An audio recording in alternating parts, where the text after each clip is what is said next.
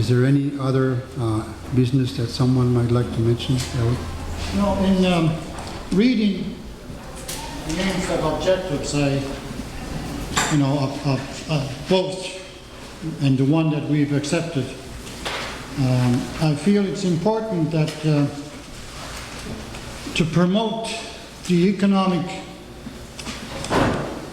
and social conditions of people should be prioritized by this General Assembly. If you look at the last 28 years that we've been in operation, we have come a long way.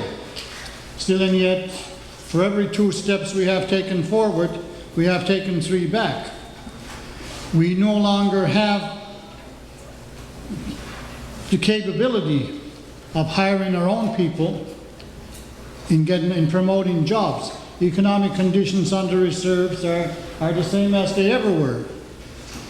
When John Savage met with the chiefs this summer to bring out the tremendous news of economic development, he offered them $300,000. I guess with a provision by then the executive director or whatever title Bill McDonald had, that if the chiefs would sign away the rights of people from protesting or suing the government.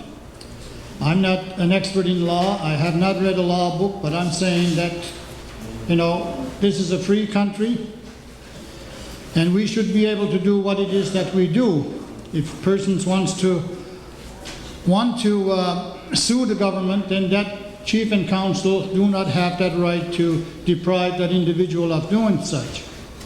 The amount of dollars that the provincial government has taken from communities in Nova Scotia far exceeds $300,000. I guess this is what they get a month from Eskasoni alone, from gas bills. But I just want to tell people that we have more educated Mi'kmaqs now than we did when we started in '69. That much the union, can actually raise his head up and say, we've gone that far. An example is Joe B., who was one of the founding members, has his own law degree. We have our own Mi'kmaq teachers. We have one Mi'kmaq doctor that's going to has I think he told me 1.5 years of internship or whatever to go until we do have a doctor. But when you look at the conditions of the reserves, when John Ham came to Eskasoni, the member of the opposition, he talked and he says, when, Alec, are you people going to become same as anybody else? Seems to me, when I look at subdivisions in Eskasoni, you have tremendous houses. They are better than Preston and all the areas in non-Indian communities. And of course, as usual, I was pissed off. I told him that's a typical political look you people look at. I mean, you always look at the faces of or fronts of houses, but you don't look inside. You look at Eskasoni, a population of 3,000. Our unemployment rate is still up in the high 80s or 90s.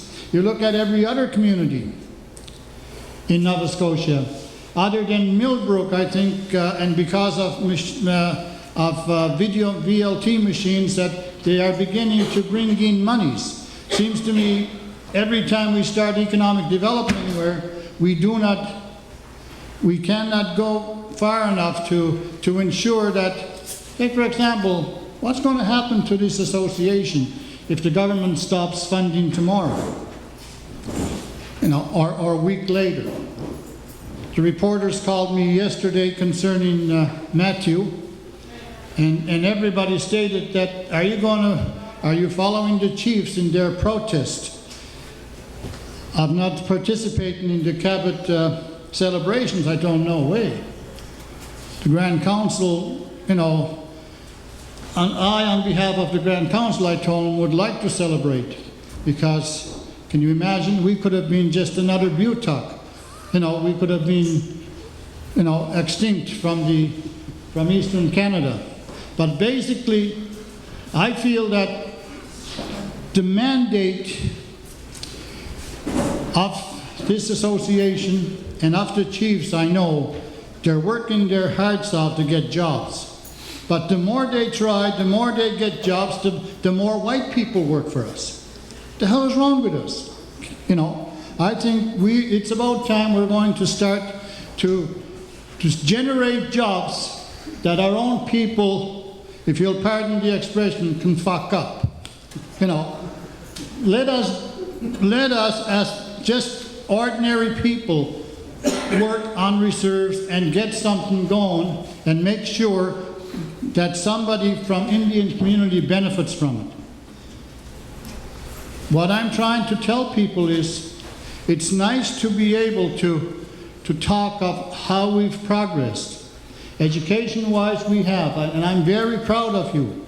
I'm very proud of people who have gotten degrees.